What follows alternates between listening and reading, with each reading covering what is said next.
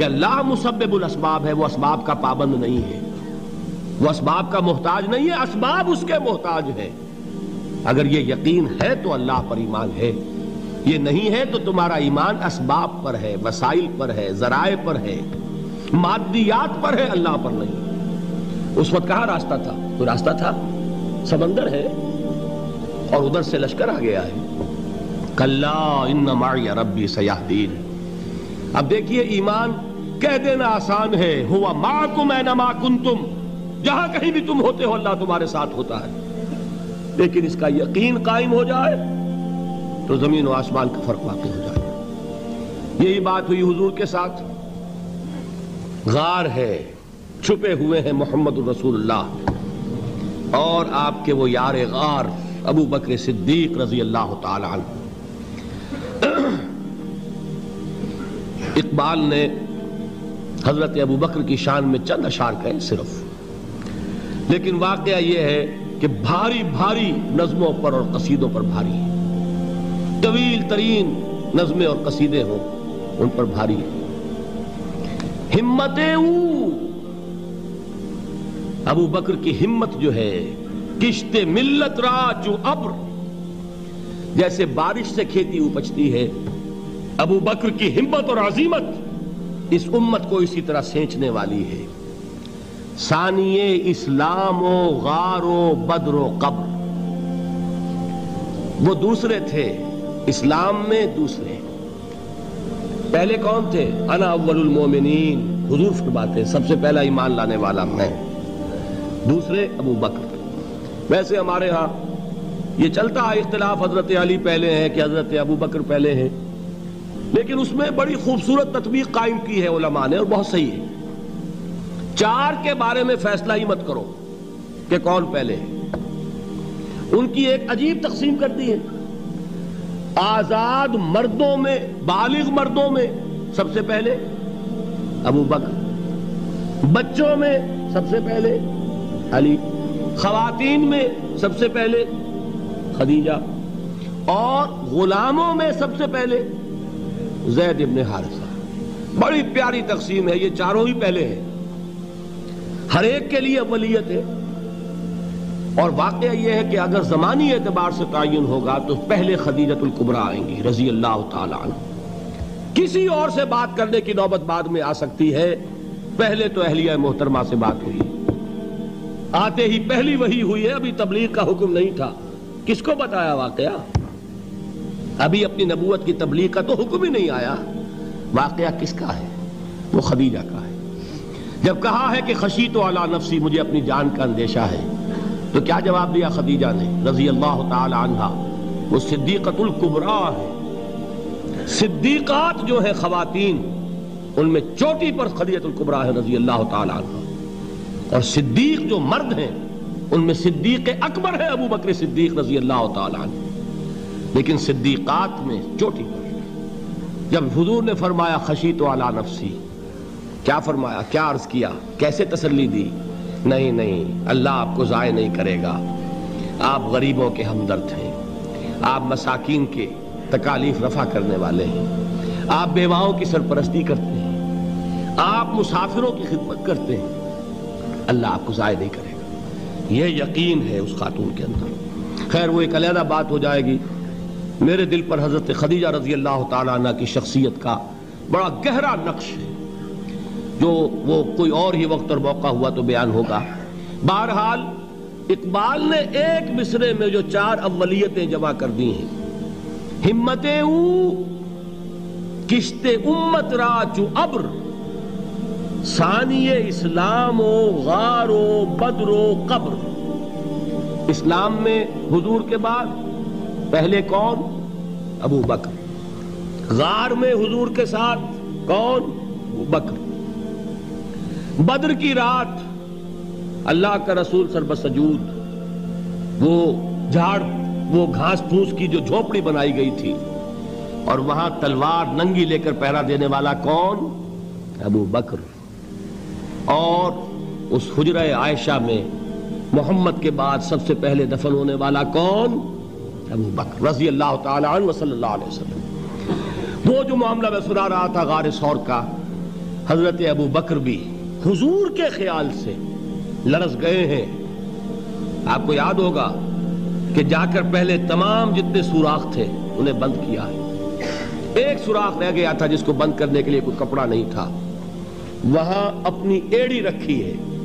تب کہا ہے حضور سے تشریف لائیے, اور اپنے زانو پر حضور کو لٹایا ہے. اور وہاں کسی موذی جانور نے کاٹا ہے. حضور کی آنکھ لگ گئی تھی. اس وقت اس بل کے اندر جو بھی بچھو ہے کیا ہے واللہ عالم, اس نے کاٹا ہے. اس کی تکلیف کی وجہ سے ابو بکر کی آنکھوں سے آنسو ٹپک گئے. حضور کے چہرے مبارک پر پڑے ہیں تو حضور جاگے ہیں معاملہ کیا ہے. ایڑی نہیں ہٹائی وہاں سے, مبادا وہ جانور وہاں سے نکل کر محمد الرسول اللہ کو کوئی گزن پہنچا دے. ابو بکر کی ایڑی ہے, جس طرح چاہے کھا لے, ختم کر دے, جان نکل جائے تب کوئی آنچ آئے محمد پر تو آئے, لیکن جیتے جی نہیں. وہ ہے ابو بکر. حضور کے خیال سے اس وقت حضور نے پھر اپنا لعاب دہن لگایا ہے, اور اس سے پھر آپ کی تکلیف ختم ہوئی. جیسے خیبر میں حضرت علی کی آنکھ دکھ رہی تھی, اس کو جو شفا حاصل ہوئی ہے وہ بھی حضور کے لعاب دہن سے ہوئی. تو بہرحال اس وقت انہوں نے کہا ہے کہ اے نبی یا رسول اللہ, اگر اس وقت ان میں سے کسی نے غیر ارادی طور پر بھی اپنے قدموں کی طرف جھانک لیا تو پکڑے جائیں گے.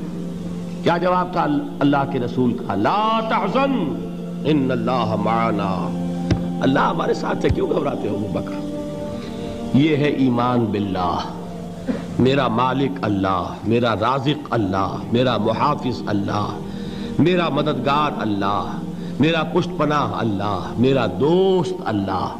یہ دوستی ہے اللہ کی جو لب لباب ہے, حاصل ہے ایمان کا. اسی کا نام ولایت ہے. اولیاء اللہ کے سروں پر سینگ نہیں ہوتے. جس کے دل میں ایمان راسخ ہو چکا ہو وہی اللہ کا ولی ہے. جسے اللہ پر یقین ہو چکا ہے وہی اللہ کا ولی ہے. جسے یقین ہے اللہ میرے ساتھ ہے, میرا مددگار, میرا پشت پناہ, میرا ساتھی, میرا دوست, میرا محبوب, میرا محب. اللہ اہل ایمان سے محبت کرتا ہے. واللہ یحب الصادقین, ان اللہ یحب الذین یقاتلون فی سبیلہ صفا کانہم بنیان مرصوص. اللہ محبت کرنے والا, اہل ایمان محبوب, اور اہل ایمان محبت کرنے والے اللہ محبوب. والذین آمنوا اشد حبا للہ. آپ تصور کیجئے جسے یہ رشتہ ایمان یا رشتہ ولایت حاصل ہو جائے, الا ان اولیاء اللہ لا خوف علیہم ولا هم یحزنون. آگاہ ہو جاؤ, اللہ کے دوستوں کے لیے نہ کوئی خوف ہے نہ کوئی حزن ہے. اور میں بیان کر چکا تھا, خوف اور حزن کے خاتمے ہی کا نام امن ہے. زوال خوف, زوال حزن. یہ خوف اور حزن کیوں آتے ہیں بار بار؟ اللہ تخافوا ولا تحزنوا, دونوں آ گئے. الا ان اولیاء اللہ لا خوف علیہم ولا هم یحزنون, پھر وہی دو. وہ کیوں ہے؟ خوف ہوتا ہے کسی مستقبل کی بات کا, یہ نہ ہو جائے, وہ نہ ہو جائے, یہ نقصان نہ پہنچ جائے, یہ تکلیف نہ ہو, یہ غضب نہ آ جائے. خوف ہے مستقبل سے. حزن ہے یہ کیوں ہوا, یہ نہیں ہونا چاہیے تھا, یہ میرا فلاں چیز میرے ہاتھ سے جاتی رہی ہے, فلاں موقع نکل گیا, اب بیٹھے ہوئے ہیں اندر ہی اندر کڑ رہے ہیں, صدمہ ہے اور رنج ہے. اور جو اللہ پر ایمان رکھتا ہے وہ جانتا ہے ما اصاب من مصیبت فی الارض ولا فی انفسکم الا فی کتاب من قبل ان نبرأها ان ذلک علی اللہ یسیر لکی لا تعصوا علی ما فاتکم ولا تفرحوا بما آتاکم واللہ لا يحب كل مختال فخور. اس زمین میں یا تمہاری جانوں میں کوئی تکلیف, کوئی مصیبت نہیں آ سکتی سوائے اس کے کہ جو اللہ نے لکھ دی ہو, اس سے پہلے کہ وہ ظاہر ہو. جس کو یہ حقیقت معلوم ہو گئی اس کو یہ طرز عمل اختیار کرنا چاہیے. جو چیز چھن جائے, جاتی رہے, چھوٹ جائے, اس پر افسوس نہ کرو. کس نے چھینی؟ دوست نے. دوست کے فیصلے پر شکایت. دوستی کو بٹا لگا رہے ہو, سرے تسلیم خم ہے جو مزاج یار میں آئے. اگر دوستی ہے تو پھر تو تمہیں گردن جھکانی چاہیے کہ ہر چہ ساقی ماریخت عین الطافست, جو بھی میرا ساقی میرے پیالے میں ڈال دے اس کا کرم ہے. جو اس کی طرف سے آئے اس پر کوئی رنج نہیں, کوئی صدمہ نہیں, کوئی غم نہیں, کوئی شکایت نہیں, کوئی شکوہ نہیں. اور جو ہوگا وہ اس کے اذن کے بغیر نہیں ہوگا, اور اس کا اذن ہوگا تو یقیناً میرے لیے خیر ہی خیر ہے, چاہے وہ ناگوار شے ہو, بظاہر مجھے اچھی نہ لگ رہی ہو، میری شارٹ سائٹڈنس میں مجھے وہ نظر آ رہی ہے کہ میرے لیے بری ہے، لیکن قرآن نے کہا ہے عَسَىٰ أَن تَكْرَهُوا شَيْئًا وَهُوَ خَيْرٌ لَكُمْ وَعَسَىٰ أَن تُحِبُّوا شَيْئًا وَهُوَ شَرٌّ لَكُمْ وَاللَّهُ يَعْلَمُ وَأَنْتُمْ لَا تَعْلَمُونَ۔ ہو سکتا ہے تم کسی چیز کو ناپسند کرو درحال ہے کہ اسی میں تمہارا خیر ہو، اور ہو سکتا ہے تم کسی چیز کو پسند کرو درحال ہے کہ اس میں تمہارا شر ہو۔ اللہ جانتا ہے، تم نہیں جانتے۔ جب مجھے یہ بات معلوم ہو گئی، میں نے اپنا معاملہ اللہ کے حوالے کیا۔ سپردم بے تو مایا خیش را دانی حساب کم و بیش را، اے رب جو تو چاہتا ہے وہ ہو، تیرے علم میں جو شے میرے لیے خیر ہے وہ ہو جائے، میری کوئی پسند نہیں، میری کوئی چاہت نہیں، یہ ہے راضی برضائے رب۔ اکبر الہٰبادی نے اسے کہا ہے رضائے حق پہ راضی رہ، یہ حرف آرزو کیسا، خدا خالق، خدا مالک، خدا کا حکم تو کیسا۔ جب میں آ گیا بیچ میں، میری پسند، میری مرضی، میری خواہش، میری چاہت، یہی تو شرک ہے۔ ما شاء اللہ کان وما لم یشاء لم یکن، جو اللہ نے چاہا وہ ہوا، جو اس نے نہیں چاہا نہیں ہوا، اختیار اس کا ہے، میرا تو نہیں۔ رضائے حق پہ راضی رہ، یہ حرف آرزو کیسا، خدا خالق، خدا مالک، خدا کا حکم تو کیسا۔ اقبال نے اسے کہا ہے فارسی میں، اب آپ کہیں اس کا ترجمہ بھی کرو تو وہ مجھے ذرا اس وقت کچھ بہت ہی بدذوقی کسی بات نظر آئے گی۔ جائیے پوچھئے کسی سے جسے فارسی آتی ہو۔ برو کشید ز پیچا کے ہست بود مرا، چے اقدہا کے مقام رضا کشود مرا۔ مجھے تو تمام پیچ و خم سے نکال دیا اس مقام رضا نے، میں راضی برضائے رب ہوں، جو فیصلہ اس کا میں اس پر راضی۔ تو کہاں کا حزن اور کس کا خوف، یہی زوال حزن اور زوال خوف، یہی ہے امن، یہ نتیجہ ہے ایمان کا۔ تو جان لیجئے یہ ہے لب لباب، یہ ہے حاصل ایمان کا، یہ ہے تو ایمان ہے، یہ نہیں ہے تو ایمان نہیں ہے۔